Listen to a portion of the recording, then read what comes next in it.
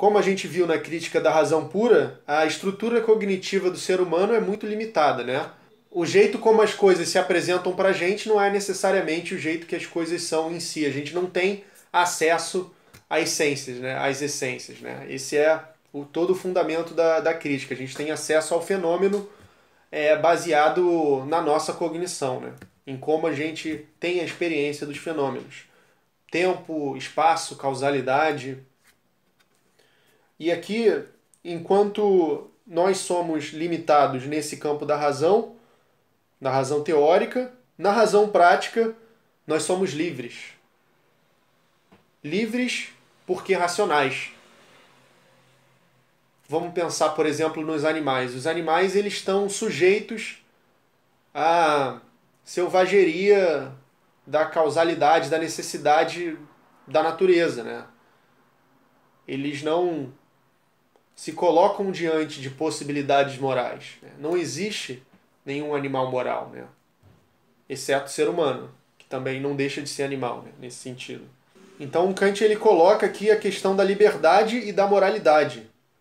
Segundo Kant, a ética é universal, não está restrita à subjetividade ou à cultura. Seus princípios derivam da racionalidade humana. A moralidade trata do uso prático e livre da razão.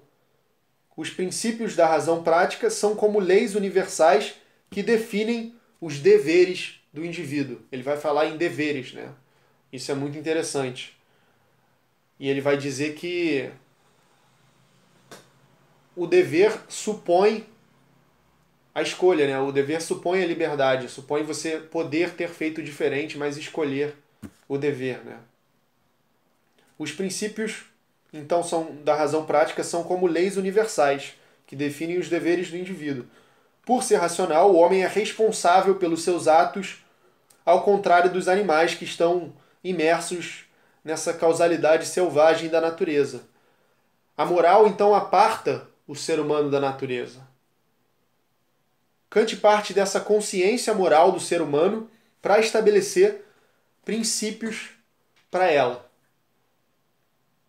Ele busca, portanto, os princípios a priori da moral. E aí a gente vai começar a falar em imperativos, né? Ele, antes de tudo, é importante fazer essa distinção que ele estabelece já no começo entre imperativos e máximas. Os imperativos, ao contrário das máximas, eles têm certa objetividade, né? As máximas são necessariamente subjetivas a quem definiu essas máximas, né? Diz respeito ao modo de vida dessa pessoa. Os imperativos, eles têm essa objetividade, eles têm esse caráter mais geral, né? Proposições fundamentais práticas são proposições que encerram uma determinação geral da vontade, determinação de que dependem diversas regras práticas. Elas são subjetivas ou máximas quando a condição é considerada pelo sujeito apenas válida para a sua vontade. São, por outro lado, objetivas ou leis práticas quando essa condição é reconhecida como objetiva, isto é, válida para a vontade de todo ser racional. O que vai ser interessante nos imperativos, né? Quais tipos de imperativos ele vai classificar, né? Um deles vai ser fundamental, né? Que vai ser o imperativo categórico.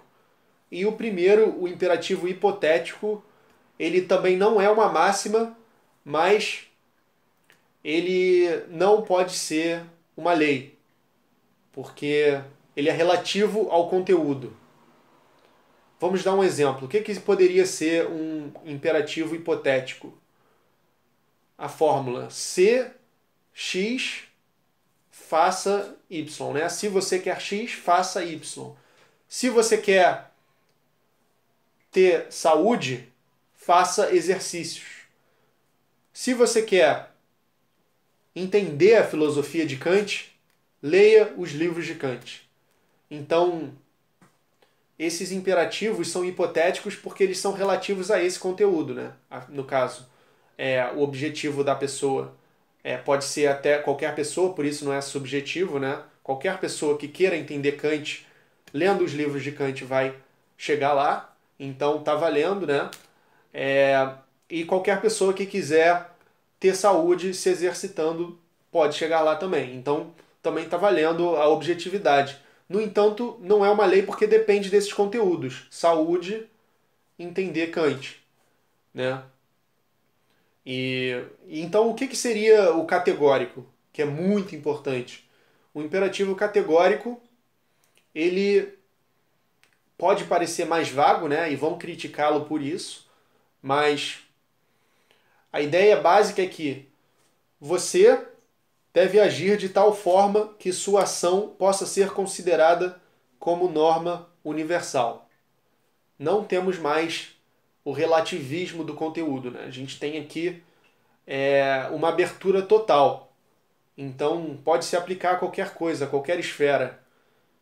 Então ele diz que é o caráter formal, né, do imperativo categórico que o destaca, né?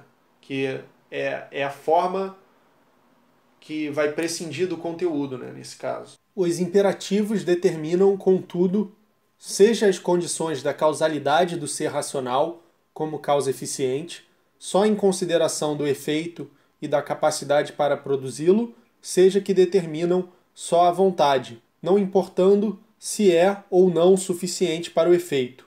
Os primeiros seriam imperativos hipotéticos e encerrariam apenas simples preceitos da habilidade. Os segundos, de forma inversa, seriam categóricos, constituindo somente eles leis práticas. Se cada pessoa agir pensando que a forma como ela está agindo no mundo vai ser uma norma universal, ela vai estar agindo eticamente, né, de acordo com Kant, né? Ela vai estar correspondendo aos deveres do indivíduo, né? Que é todo o objetivo aqui, né? Ele põe esse aspecto de responsabilidade, né? Justamente por ser livre, por ser racional. Então ele está falando no nível dos deveres, né?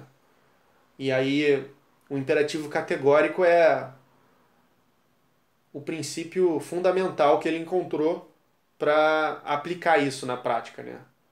Então todo ser humano deveria estar, segundo Kant, se questionando se o que ele está prestes a fazer pode ser tornada uma norma universal e isso vai ter sido uma coisa boa. Se sim, então ele poderia fazer isso, né?